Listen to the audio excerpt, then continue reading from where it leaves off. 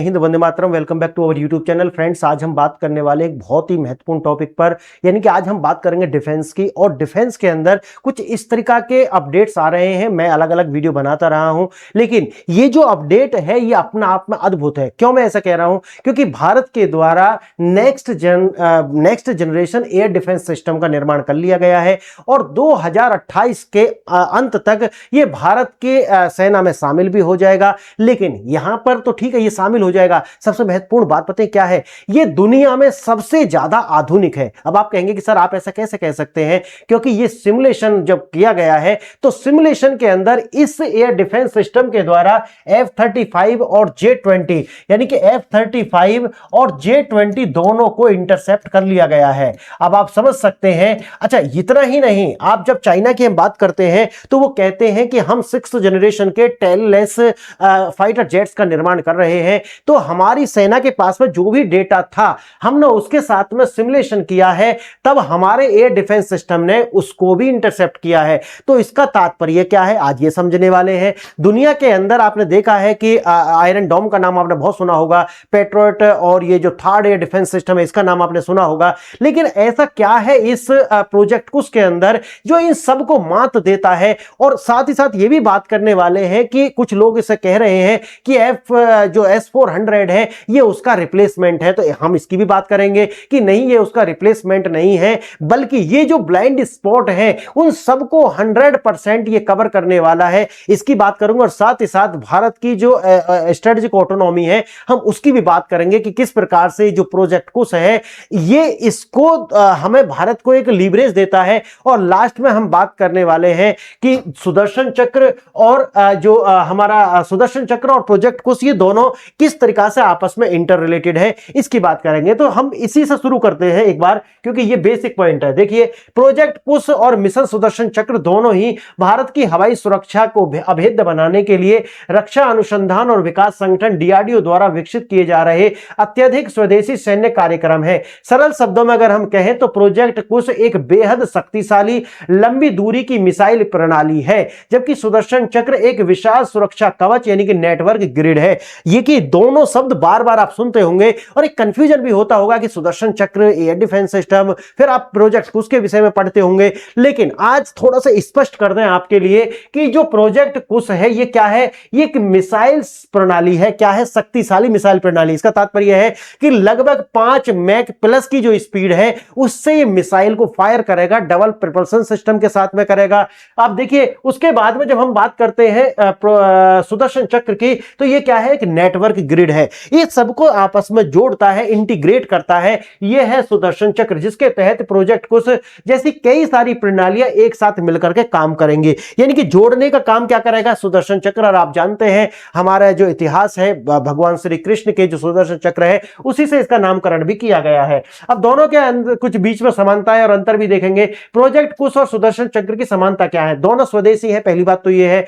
आप देखेंगे दोनों ही प्रोजेक्ट भारत के मेक इन इंडिया और आत्मनिर्भर भारत रक्षा अभियान के तहत और इन्हीं का हिस्सा है, जिनका उद्देश्य विदेशी प्रणाली जैसे S-400 पर निर्भरता को कम करना है, खत्म करना बिल्कुल भी नहीं है। क्योंकि ये मैं आपको बताऊंगा, बहुत सारी जगह ऐसा लिखा मिल जाएगा कि ये खत्म कर देगा, ये खत्म करना नहीं है। आप देखेंगे कि ये जो टोटल जो प्रोजेक्ट है हमारा कुछ प्रोजेक्ट है, इसमें लास्ट जो आप देखोगे तो जैसे बराक 8 वगैरह भी हो गया, तो ये लास्ट में 350 किलोमीटर है। जबकि आप देखोगे जो S-400 है वो 400 किलोमीटर की जो बड़ी बाउंड्री है उसका कवर करने वाला है। अब देखेंगे एक ही मुख्य उद्देश्य है, दोनों का मुख्य उद्देश्य यह है कि भारतीय आसमान को दुश्मन के लड़ाकू विमान हो, ड्रोन हो, क्रूज मिसाइल हो या स्टील्थ फाइटर्स से पूरी तरीका से सुरक्षा प्रदान करना है। ये आपस ही जुड़े हुए हैं। प्रोजेक्ट कुछ कोई अलग प्रणाली नहीं है, ये मिशन सुदर्शन चक्र का ही एक सबसे महत्वपूर्ण और मुख्य हिस्सा है। DRDO का नेतृत्व, देखिए दोनों ही महापरियोजनाओं को डिजाइन और विकसित करने का मुख्य जिम्मेवारी DRDO के पास है। प्रोजेक्ट कुछ और इसमें एक टेबल के अनुसार अगर आप समझेंगे तो शायद आपके दिमाग में ये इंफॉर्मेशन छप जाएगी। देखिए मूल प्रकृति क्या है दोनों की? एक है प्रोजेक्ट प्रोजेक्ट कुश और दूसरा है सुदर्शन चक्र। यानी कि ये एक विशिष्ट मिसाइल सिस्टम है प्रोजेक्ट कुश, जबकि आप देखिए ये एकीकृत हवाई रक्षा ग्रिड है, यानी कि एक अम्ब्रेला नेटवर्क है। उसके बाद देखेंगे दोनों का स्कोप क्या है। आप देखिए प्रोजेक्ट कुश का है, इसका ध्यान मुख्य रूप से लंबी दूरी की सतह से हवा में मार करने वाली मिसाइलें, जिसे हम LRSAM बोलते हैं, का विकास करना है। जबकि सुदर्शन चक्र में यह भारत का अपना आयरन डोम है, जिसमें अंतरिक्ष, सैटेलाइट और साइबर सुरक्षा, रडार और सभी शॉर्ट व लॉन्ग रेंज की मिसाइलें शामिल हैं। आगे देखना कार्य प्रणाली क्या है दोनों की। यह मुख्यतः लंबी दूरी की लगभग 150 से लेकर के 400 किलोमीटर हम बात करें प्रोजेक्ट कुश का, जबकि आप सुदर्शन में देखोगे ये बहुस्तरीय यानी कि मल्टी लेयर्ड है, जो 10 किलोमीटर यानी कि शॉर्ट रेंज से लेकर के 400 किलोमीटर की लॉन्ग रेंज तक के हर स्तर के खतरे को रोक सकता है। उसके बाद आप देख सकते हैं एआई का इंटीग्रेशन, जो कि सबसे महत्वपूर्ण है। देखिए एआई का जो इंटीग्रेशन है ये क्यों महत्वपूर्ण है, इसे थोड़ा सा अगर हम थोड़े सरल शब्दों में समझें तो आप देखिए ह्यूमन इंटरफेरेंस कम हो जाएगा, तो सबसे पहले तो कैजुअलिटीज कम होंगी, दूसरा ह्यूमन एरर्स कम हो जाएंगी, साथ ही साथ में आपको मच्छर को मारने के लिए आपको बंदूक से गोली नहीं चलानी है। इसका तात्पर्य यह है कि अगर एक छोटा सा UCAV आता है तो उसके लिए या तो हार्ड किल या फिर सॉफ्ट किल का सहारा लिया जा सकता है, और उसके लिए कोई छोटा सा ही कोई ड्रोन या फिर छोटी मिसाइल प्रयोग कर सकते हैं। ये डिसीजन कौन लेगा? ये डिसीजन हमारी AI लेगी। कैसे लेगी? इसको जो डेटा है, जो भी हमारे एनिमी कंट्री हैं उनका जो डेटा है, इसको फीड कराया गया है, इसको ट्रेंड किया गया है, इसके मॉड्यूल्स हैं, जैसे LLM मॉड्यूल्स आप जानते हैं ना, उसी तरीका से इसके मॉड्यूल्स अलग से विकसित किए गए हैं। ये मत समझ लेना कि ये चैट GTP या जेमिनी पे चलते हैं। क्लियर? आगे देखना कृत्रिम AI का बात करेंगे। यह मिसाइलों के सटीक नियंत्रण और रेडार ट्रैकिंग पर काम करता है। आप देखिए AI enabled command and control system है। सोचिए कमांड एंड कंट्रोल सिस्टम है जो खुद तय करता है कि किस हमले के लिए कौन सी मिसाइल छोड़नी है। अब आप समझ रहे हैं ना, इससे क्या है कि इकोनॉमिक वायबल हो जाएगा, क्योंकि डेटा इसके पास है, डिसीजन ये आराम से ले पाएगा। किस देश के पास कौन कौन से हथियार है, उनकी क्षमताएं क्या है, वो सारा डेटा इसको फीड कराया गया है। पूरा जो मॉड्यूल है ये ट्रेंड किया गया है हमारी जो सेना के द्वारा। अब देखिए शामिल घटक क्या है इसके अंदर, अगर आप देखोगे प्रोजेक्ट कुश में, इसमें 3 लेयर है, M1 M2 M3, और बाद में सबसे बाद में तो S400 वो लगा हुआ फायर एंड कंट्रोल रडार शामिल है। अगर आप सुदर्शन चक्र की बात करोगे तो इसमें project Kush, Akash missile, Russian S400, anti drone laser हथियार, और साथ ही साथ देखिए जो एंटी ड्रोन लेजर हथियार है इससे जो भी हम करते हैं उसे बोलते हैं सॉफ्ट किलिंग। यानी कि ये ऐसे हैं कि अगर छोटा UCV आया है तो वहां ब्रह्मोस चलाने की जरूरत नहीं है, बल्कि जो ड्यू है जिसे बोलते हैं एंटी ड्रोन लेजर हथियार, इसी से हम उसको किल कर सकते हैं। और स्पेस बेस्ड सेंसर्स, देखिए स्पेस बेस्ड, ये बहुत महत्वपूर्ण टर्म है, इसे ध्यान से सुनो दोबारा। स्पेस बेस्ड सेंसर्स, जब स्पेस बेस्ड सेंसर की हम बात करते हैं तो यहां पर सिर्फ देखिए क्रूज मिसाइल का तो बात यहां पे भी आया, तुमने गौर करा होगा, तो यहां पे क्या आया है? Cruise missile. लेकिन आपने देखा है बैलिस्टिक मिसाइल का नाम नहीं आया। क्यों नहीं आया उसे समझिए, क्योंकि यहां जब तक आप स्पेस बेस्ड सेंसर्स का प्रयोग नहीं करोगे, स्पेस के अंदर अपने रडार सिस्टम नहीं बनाओगे, तब तक आप जो पैराबोलिक मिसाइल्स हैं उनको किल नहीं कर सकते या उनको आप रोक नहीं सकते। आप समझ रहे हैं मेरी बात? इसीलिए यहां पर क्रूज मिसाइल की बात आई है, बैलिस्टिक मिसाइल की बात नहीं आई है। इसीलिए बैलिस्टिक मिसाइल को हंट करना टिपिकल होता है, क्योंकि उसको पहले आप प्रिडिक्ट नहीं कर सकते या उसका पता नहीं लगा सकते। और इसीलिए आप देख रहे होंगे कि जब आप गोल्डन डोम की बात करते हैं, जो कि अमेरिका का एक बहुत बड़ा प्रोजेक्ट है, वो आसमान यानी कि जो स्पेस के अंदर ही रडार सिस्टम बनाने की बात करता है। अब देखिए यहां पर प्रोजेक्ट कुश, इसे भारत का देसी S400 भी कहा जाता है। DRDO 3 तरह की मिसाइलें बना रहा है, 150 किलोमीटर, 250 किलोमीटर और 350 से 400 किलोमीटर की दूरी तक, जो दुश्मन को मार सकती है। और यह अचूक होने वाली है। अचूक क्यों होने वाली है इसके लिए मैं आगे आपको बताऊंगा। AESA नाम का जो रडार सिस्टम है वो इसमें लगा हुआ है, और यह इतना ज्यादा प्रिसाइज है, लगभग 1400, 900 यानी कि 3 वर्जन है उसके, और 2450। सोचिए कि उनके अंदर 2450 ट्रांसमीटर और रिसीवर्स लगे हुए हैं, जो अपने आप में रडार सिस्टम, एक ट्रांसमीटर रिसीवर अपने आप में रडार सिस्टम का कार्य करता है। अब आप सोचिए कि 2400 लगे हुए हैं तो कितने लंबे समय तक कार्य करेगा, और साथ ही साथ में उसकी स्पीड कितनी ज्यादा होगी इसे समझिए, और कोई ब्लाइंड स्पॉट नहीं बचेगा। ये 3 महत्वपूर्ण विशेषता उसकी है। आगे देखेंगे इसमें भी। अब देखिए मिशन सुदर्शन चक्र भैया भारत की वायुसेना और सेना का एक महानेटवर्क है। 2035 तक पूरी तरह तैनात तैनात करने का लक्ष्य रखा गया है। जैसे महाभारत में भगवान श्री कृष्ण सुदर्शन चक्र को चारों तरफ से रक्षा करते हैं, अचूक वार करते हैं, और वैसे ही ये ग्रिड भी भारत के अदृश्य सुरक्षा कवच है। Integrated air command control system AICCS, इसको मैं आपको समझाऊंगा, अभी इसके अंदर ही आएगा। अब आप देखिए इसमें प्रोजेक्ट कुछ के विषय में मैंने आपको बता दिया। भारत का एक महत्वाकांक्षी स्वदेशी वायु रक्षा प्रणाली है, DRDO द्वारा विकसित की जा रही है, S-400 के साथ में इंटरकनेक्ट होकर के कार्य करने वाली है। प्रोजेक्ट कुश और सुदर्शन चक्र दो अलग अलग नहीं है, जो मैं आपको पहले ही बता चुका हूं। उसके साथ अब आते हैं यहां पर, यहां देखिए प्रोजेक्ट कुश जो है आयरन डोम और अमेरिका का जो पेट्रियट थर्ड जिसे सिस्टम कहते हैं उससे ज्यादा मॉडर्न है, बहुत ज्यादा लेटेस्ट है, और उनकी जो क्षमता है वो एकदम अलग है। देखिए एक तो मारक क्षमता, दूरी भी बहुत ज्यादा कवर करता है अपना जो प्रोजेक्ट कुश है, और साथ ही साथ में ये लेटेस्ट है, AI से इंटीग्रेटेड है। इसके साथ में जो मैं आपको भी बता रहा था AICCS जो सिस्टम है जो इसे इंटीग्रेट करता है, इसके साथ भी ये है, जबकि उनके साथ ये सब कुछ नहीं है। आप देखिए आयरन डोम हो या फिर पेट्रियट सिस्टम हो, हालांकि ये तीनों हवा में ही दुश्मन के को मार गिराने में कार्य करते हैं, लेकिन इनकी क्षमता, इनकी रेंज और इनके उद्देश्य में बड़ा अंतर है। क्या अंतर है वो मैं आपको बताने वाला हूं। आप देखिए थोड़ा अगर अंतर भी आप यहां देखेंगे तो प्रकार देखिए, प्रोजेक्ट कुश डोम सिस्टम क्या है ना, और ये है अमेरिका का पेट्रियट। अगर आप इनको तीनों को तुलना कर लेंगे तो शायद ये आपके दिमाग में छप जाएगा और पता चलेगा कि वास्तव में क्षमता क्या है प्रोजेक्ट कुश का। इसे देखिए यहां पर भारत के जो प्रोजेक्ट कुश है वो स्ट्रेटेजिक यानी रणनीतिक और लॉन्ग रेंज के लिए है, जबकि इजराइल का है वो टैक्टिकल है और शॉर्ट रेंज के लिए है।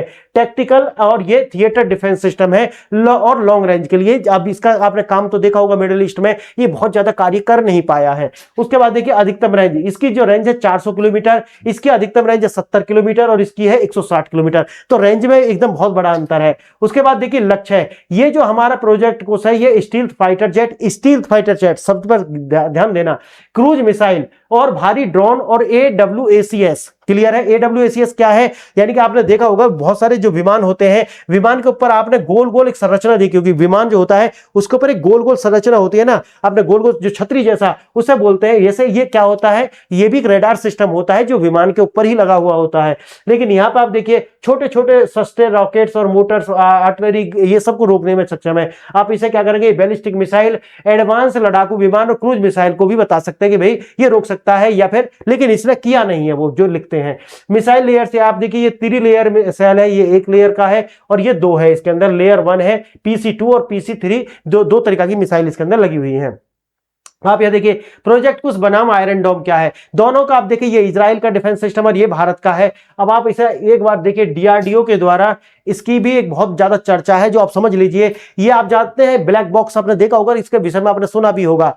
ये ब्लैक बॉक्स जो होता है ये क्या होता है, जैसे कोई विमान वगैरह हादसा हो जाता है तो हादसे के जो कारण है वो इसके अंदर रिकॉर्ड हो जाते हैं, तो उनकी जांच के लिए। लेकिन ये तो सबके पास है, लेकिन भारत के द्वारा जो DRDO ने बनाया उसका नाम है BSAT, यानी कि बेकन सोनार ट्रांसमीटर। इसकी बड़ी चर्चा है, और चर्चा क्यों है इसकी, इसका कारण यह है कि ये हवा में उड़ सकता है और पानी में तैर सकता है। यानी कि ऐसा नहीं है कि जैसे पुराने वाले क्या थे कि वो गिरेंगे तो डूबने का उनका खतरा है, लेकिन जो DRDO के द्वारा बनाया गया है इसकी विशेषता है। सोशल मीडिया और कुछ मीडिया हाउसेस में इसे दुनिया से सालों तक छुपाकर रखी गई तकनीक कहा जा रहा है, एक सनसनीखेज तरीके से पेश किया जा रहा है। असल में यह कोई छुपाया गया रहस्य तो नहीं था, लेकिन DRDO द्वारा भारत की रक्षा विमानन यानी एविएशन सेफ्टी को मजबूत करने के लिए अत्याधुनिक स्वदेशी सैनिक तकनीक पर इसे बनाया गया है। DRDO तो इस तकनीक का क्या निकाल स्वतः बाहर निकलना, ये क्या कर सकता है, जैसे ही कोई विस्फोट होने वाला होगा या हादसा होने वाला होगा, ये खुद ही क्या कर जाएगा, इजेक्ट कर जाएगा। दूसरा है पानी में तैर सकता है और हवा में ये उड़ सकता है, और जो सिग्नल ट्रांसमीटर है ये इसके अंदर बेकन सोनार ट्रांसमीटर है, जो कि आधुनिक है, कोई गुप्त रहस्य इसमें नहीं था, थोड़ा सा लेटेस्ट है। उसके बाद आप इसे देखिए, ये जो S-400 है, जैसे मैंने आपको बताया कि कुछ लोग कह रहे हैं कि भाई जो S-400 है उसकी छुट्टी कर देगा प्रोजेक्ट कुश, तो मैंने हमेशा आपसे कहा कि ये नहीं करेगा। उसका कारण ये है कि उद्देश्य आप देखिए, ये क्या करने वाला है, उसे सपोर्ट करेगा। हम जा रहे हैं, हमारी जो तो निर्भरता है वो S-400 पर नहीं होने वाली, होगी अपने स्वदेशी वाले पर, लेकिन ये उसे रिप्लेस नहीं करने जा रहा है। यहां देखिए लेयर्ड एयर डिफेंस सिस्टम, देखिए आउटर लेयर S-400 ये लगभग 400 किलोमीटर दूरी पर दुश्मन के एयरक्राफ्ट, बम्बर्स और बैलिस्टिक मिसाइल्स को रोकने में काम करेगा। मिडल और इनर लेयर के अंदर हमारा स्वदेशी होगा, इसीलिए इसे आप एक रिप्लेस की तरह ना देख करके एक सहयोगी की तरह आप देख सकते हैं।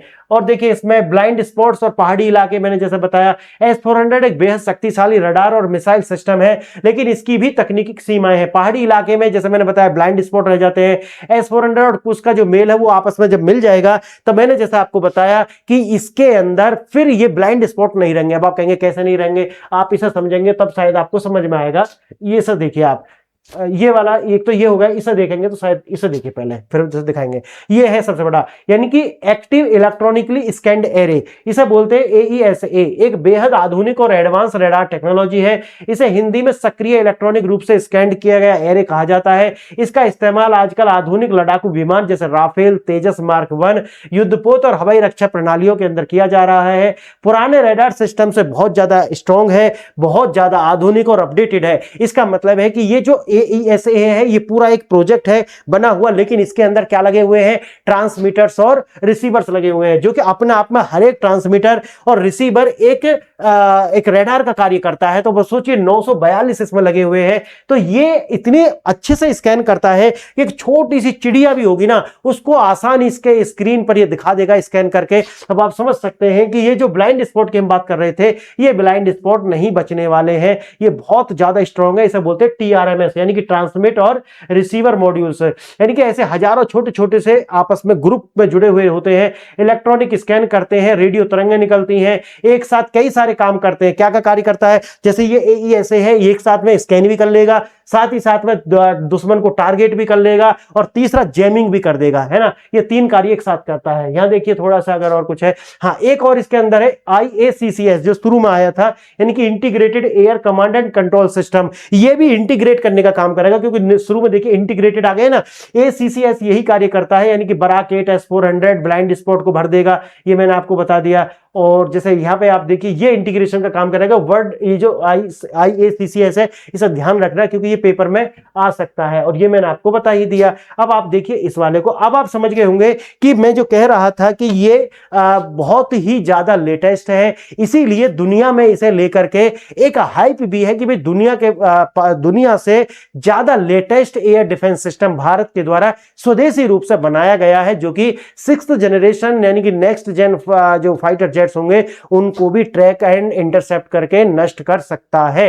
तो ये सब आज का हमारा मैंने आपको बताया। और इसमें जो लिखा हुआ देखिए तकनीकी शक्ति, और जो इसके अंदर मिसाइल लगी हुई हैं आप देखिए, एक तो है पहली मिसाइल है जो लगभग 150 किलोमीटर, दूसरा है 250 किलोमीटर, तीसरा है 400 किलोमीटर। और देखिए ये जो इसकी नोज होती है ना, यहां पर AESA लगा होता है, AESA यहां पर लगा होता है।